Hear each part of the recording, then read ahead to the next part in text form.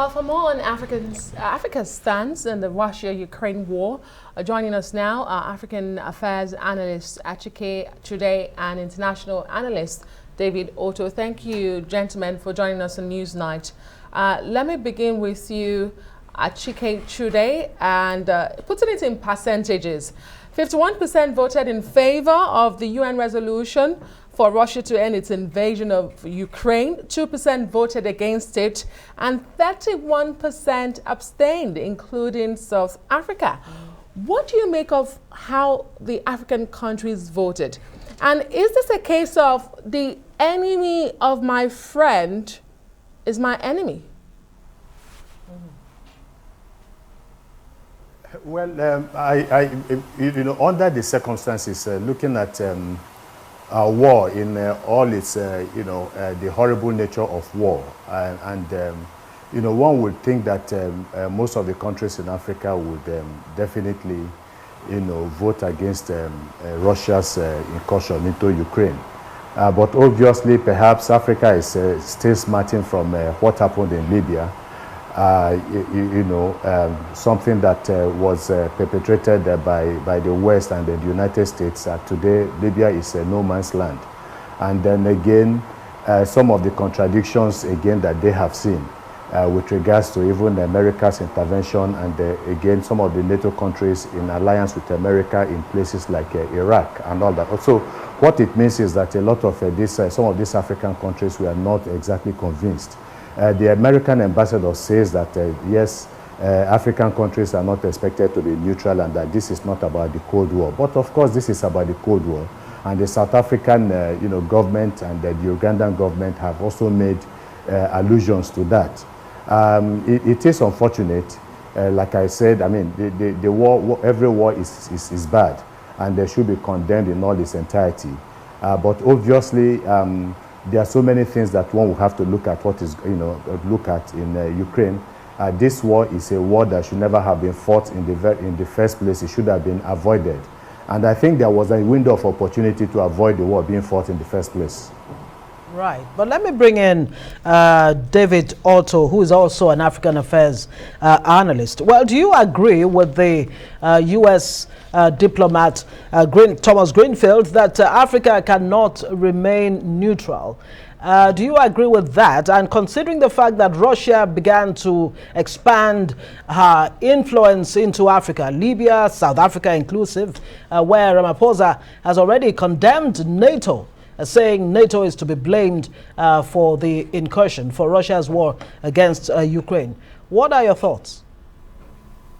I think what we have to take into consideration is the fact that the US has argued that the invasion of Russia, of Ukraine by Russia, is trampling on the sovereignty of the state. The US is also a sovereign state. It can say what it likes. But I think, the sovereignty of African nations has to be respected. The African states that decide to remain neutral, should be afforded the respect for that. The ones that decide to vote against or for in support of what is happening, they should also afford them that right. You've got to remember, if you compare the 17 states that have decided to remain neutral to the 26 states that took a neutral position during the Russian invasion or annexation of Crimea in 2014, you would quickly realize that, as a matter of fact, more African states are condemning what they see as an invasion of Ukraine by Russia. But that is not necessarily the fact that they are actually interfering in Russian affairs. But of course, they're condemning the fact that an invasion of a country is wrong, despite the justification. A lot of African countries enjoyed the support of the then Soviet Union during the past, colonial and imperial period. So there is still that very strong affiliation between African states. But I think the bottom line is that clearly this is a proxy war between the US and Russia. And for the US to drag in African states for or against this war, I think it's entirely wrong. What we're looking for at this point in time is how to, end the war, rather than, who supports, one party to the other. And I'm purely justified and happy with the position that African states are taking in not getting involved. All right, and that brings me to my next question, Achike. Does this decision and voting pattern by the African country help to further redraw the geopolitical map of the world, especially when it comes to trade and investment? Are we likely to see consequences from the West? Very briefly. Well, obviously, I do not believe that we're going to have a redrawing of maps and all that. Obviously, at the end of the day, this war is going to end, and what they should have done at the very beginning, and that is negotiation, will now be done, unfortunately, at the very end. Of course, there will be consequences. The consequences for those countries, for instance, that have refused, or especially those African countries that refuse to go along with the condemnation of Russia. It is expected that America, for instance, would want to carry out some punitive actions against them, especially at the level of trade. And then for those countries that went along with them, they are expected to, that is the way of international relations. And that is why countries must do their very best at all times to also strengthen themselves and to immune themselves from such consequences, so that whenever they act on the basis of a principle, they do not expect to be punished, because it's not going to have any serious effect on them. Again, nations are now looking at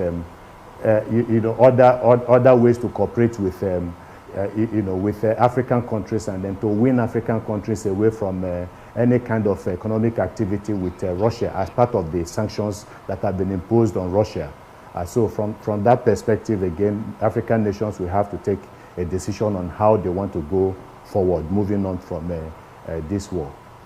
All right, let me bring in David Otto. Well, against the backdrop of Ramaphosa's condemnation of NATO and Russia, South Africa has actually announced that it's willing to mediate, between Russia and Ukraine. How effective do you think South Africa would be as a mediator? And do you envisage any consequences for Africa and African nations not taking sides? At least not, if they stay neutral, what kind of consequences and how can they protect themselves? I think, as my colleague said, there could be, certain level of, repercussions. But this is quite hypocritical. This is not a global war as it is being made to look like, or I think it's quite dangerous rhetoric to make it look like one. This is a war between Russia and Ukraine from the physical point. But, of course, as I mentioned earlier on, it's a proxy war between the West and Russia, and that should remain the case. It shouldn't extend to African countries that decide to remain neutral. Talking about mediation or interference in terms of, brokering peace, I'm very happy to see that African nations like South Africa have the capacity, but also the thought to, at this point in time, engage in a peace deal. What is very clear is that if you want the world to be peaceful and stable, you don't need everyone to take a side. So I'm very shocked and surprised, but of course not, that the US is calling for African countries not to remain neutral. What they're effectively saying is support one side, support Ukraine or support the US, against, Russia, which is, of course, could make matters even worse. So I think, I'm very, pessimistic, that, South Africa could perhaps, get a deal between Russia and Ukraine.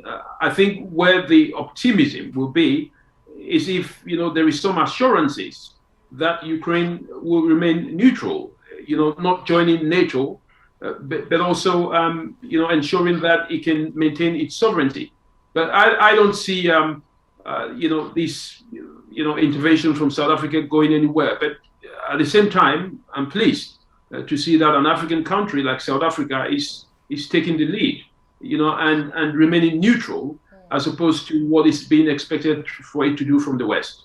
Okay. Achike, you have the likes of Nigeria vote in favor of this United Nations resolution for Russia to halt that invasion of Ukraine, and a couple of other countries, 25 other countries. But what does this say about the continent itself? Yeah, well, obviously it will show a continent, it shows a continent that is divided, a continent that is not united, especially at this particular point in time that ECOWAS has this vision for 2063, and and the essence of that vision is to unite Africa, along a common vision, so that they could try see what they could do to transform the African continent along the path of industrialization, progress, social cohesion and harmony. And so when you have this kind of a division, it clearly tells you that there is something wrong and that there is no common front that has been presented. And that is exactly what is needed, if Africa is to move forward. Africa needs to speak with one voice, in most, if not all issues that are of critical importance to the continent. Again, it tells you, for instance, you talk about Nigeria's position. I would have felt that Nigeria should have, as much as possible, have remained neutral and not taking sides in this, over these incidents, because ultimately these countries are going to settle their differences, and then they are going to look to see if there are countries that could be punished for certain actions they did or they did not, undertake.